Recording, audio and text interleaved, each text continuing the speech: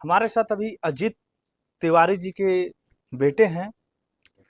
क्या हुआ था सर आपके घर में जिस तरह से जलाया गया है, उत्पात मचाया गया था, आपके पिताजी पर हत्या का आरोप है। कैसे देखते हैं इसको? देखिए, मेरा नाम प्रशांत तिवारी हुआ। मैं श्री अजीत तिवारी का बड़ा लड़का हूँ। मैं बनारस में रहकर बाल बच्चों का वहाँ शिक्षा दीक्षा का कार्य, बच्चे पढ़ते हैं वहाँ। है क्या कि 5 तारीख को प्रातः काल में सवेरे में एक व्यक्ति की मृत्यु हो गई, जो कि यहीं बगल गांव मिल्की है। वहाँ के चंदेश्वर चौधरी थे। उसमें मृत्यु होने के पश्चात पिताजी और हमारे भाई ने अ, उनको इलाज के लिए सुनने में आया कि गाड़ी में ले गए। रास्ते में वो मर गया, चाहे जो भी हो। फिर उसके बाद सुनने में आया कि उनकी अरेस्टिंग हुई गाजीपुर से। इसी बीच में कुछ उपद्रवी हमारे यहाँ हमारे घर पर 500 से अधिक की संख्या में आधम के, और सब तोड़ फोड़ आगजनी, सारा चीज लूट पाट मारे। हमारे घर में कुछ रह ही नहीं गया। सारा जो भी कृषि यंत्र था, 4 ट्रैक्टर, एक कार है फिएट, 2-3 मोटरसाइकिल, हार्वेस्टर, और भी बहुत सारे इम्प्लीमेंट थे हमारे पास। सभी को तहस नहस कर दिया।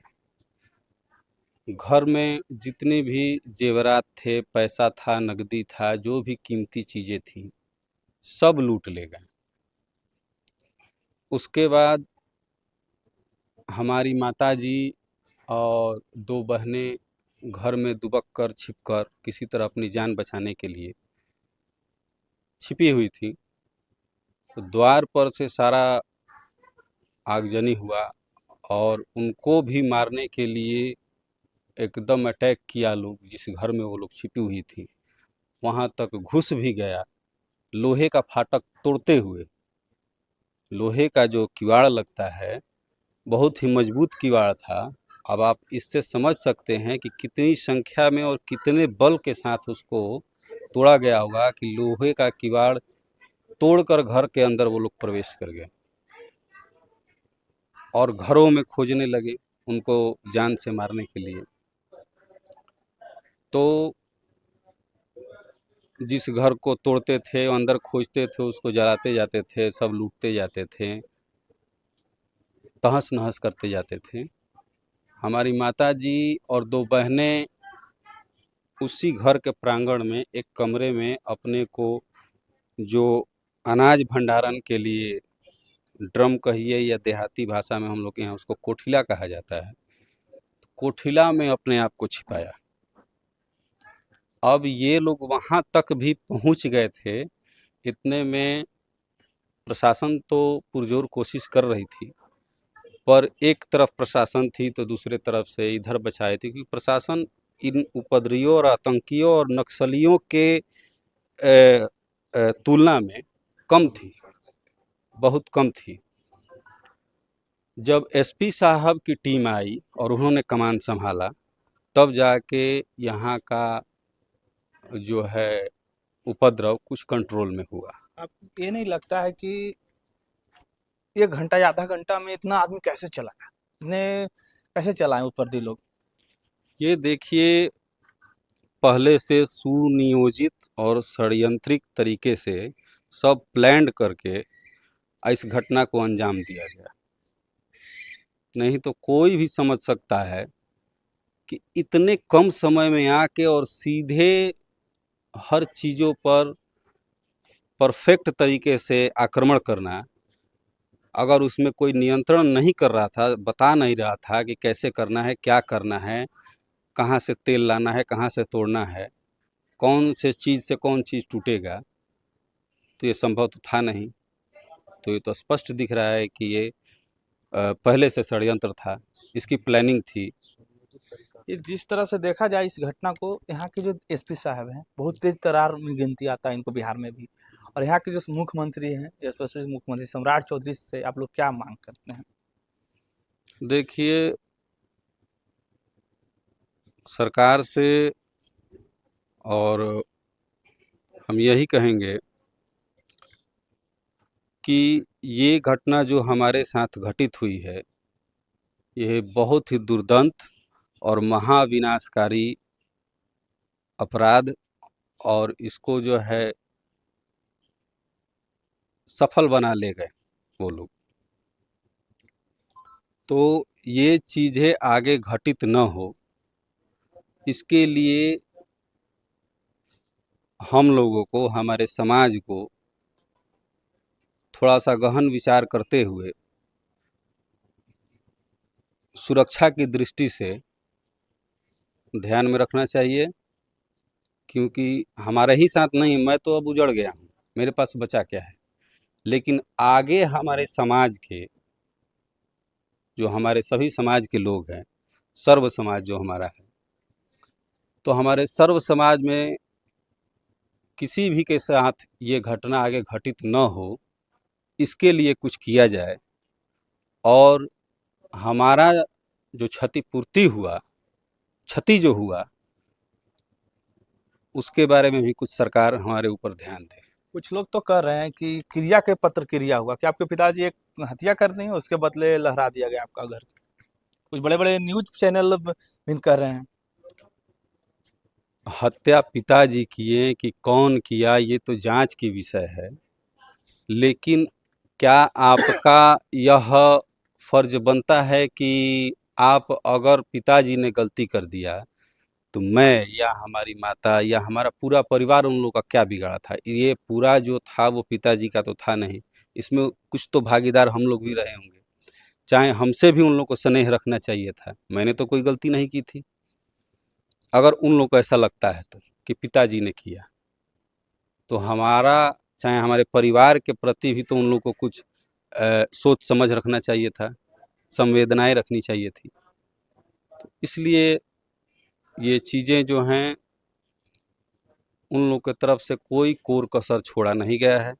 हमारे साथ कोई भी सहानुभूति या थोड़ा सा भी प्रेम या लगाव की जो परिस्थिति है, वो किसी प्रकार से नहीं छोड़ी गई है हमारे साथ। हमारे साथ कोई कह लीजिए कि नहीं किया गया, समझे। एक वीडियो हम देख रहे थे कि एक गाय माता को भी नहीं छोड़ा गया था कुछ लोग उपरती द्वारा। इनमें कुछ जहाँ से भी ना डंडा से अथी कर रहे थे, क्या कहिएगा इस तरह के भी? तो एक काम जाता हिंदू परिवार के लिए बहुत बड़ी अथी होती। यही चीज़ें मैंने कही कि देखिए, कोई भी बच्चा जब जन्म लेता है तो उसकी अपनी माँ जो है, कुछ दिनों तक ही उसका पालन पोषण अपने दूध से कर सकती है। लेकिन उसकी दूसरी माँ गौ माता बनती है। उसी के दूध से उसका भरण वो जो बच्चा है, उसका शरीर बलिष्ठ और प्रबल बनता है और उसकी वृद्धि होती है। अब उस माता को, जो हर इंसान के रग में खून बन के उसका दूध दौड़ रहा है, उस माता के साथ इतना भयावह व्यवहार करना कि, तो बारिश हो रहा है, देखिए कैसे गौ माता कैसे वो ले लेंगे। तो ये है कि उसमें एक गौ माता जो हमारी हैं, उनको कुछ ही दिनों में बच्चा होने वाला है। अब उनके साथ इतना अभद्र व्यवहार किया गया है, कृत्य किया गया है, कि हमको कहने में भी थोड़ा सा संकोच महसूस हो रहा है कि उनके किसी लंबे चीज से, डंडे से, चाहे जिस चीज से, उनके प्राइवेट पार्ट को क्षतिग्रस्त किया गया और उनके पेट पर किसी धारदार हथियार से वार किया गया। तो ईश्वर की कृपा है कि कैसे हूँ बच गई, नहीं तो इनको भी समझिए कि एक तरह से क्षति पहुंचाने की उन लोग की मंशा थी। और इनके जो खान पान भरण पोषण का जो संसाधन था, भूसा हो गया, खरी हो गया या और भी अनाज था, सब कुछ तहस नहस कर दिया गया। तो इसलिए ये बहुत ही भयावह उस दिन का मंजर था। आपके घर से कितने परिवार को भी गिरफ्तारी हुई है? हमारे घर से एक तो हमारे पिताजी और एक हमारे छोटे भाई का। आपसे कितने छोटे हैं? हमसे वो काफ़ी ही छोटे हैं, अभी उनकी उम्र बहुत छोटी है और उनकी भी गिरफ्तारी हुई। आगे आप लोग क्या करिएगा, किस तरह से अपना परिवार को लिए अब तो सरकार से? आगे ईश्वर मालिक है, बाकी सरकार जिस प्रकार से हर असहाय की सहायता करती है, तो आज के परिस्थिति में हम भी एक तरह से असहाय हैं। अब सरकार को देखना चाहिए कि किसी विशेष समुदाय के लिए ही उनको चुना गया है कि उस समुदाय विशेष में हम लोग भी आते हैं। हम लोगों की भी कुछ हिस्सेदारी बनती है कि नहीं बनती। अब यह बात मैं अपने मुख से अगर कहूँ या मैं कहूँ तो ये ठीक नहीं है। बाकी सरकार को इन चीज़ों को समझनी पड़ेगी। ये अजीत तिवारी जी के बड़े बेटे थे और इनके घर पे जिस तरह से तहस नहस किया गया है, ये सम्राट चौधरी जी और पुलिस प्रशासन को इस पे गहरी चिंता किया जाए। जिस तरह से इतना आदमी एक घर पे चढ़ जाए, मानते हैं कि हत्या किए होंगे, पर जब तक साबित होगा उसके बाद नहीं, कि क्योंकि गाँव घर में इनके परिवार थे, कह रहे हैं कि मेरी 2 बहन थी, जोड़िए एक महिला के साथ भी कुछ हो सकता था, जिस तरह से गेट खोला गया है। मिलिए अगले वीडियो में।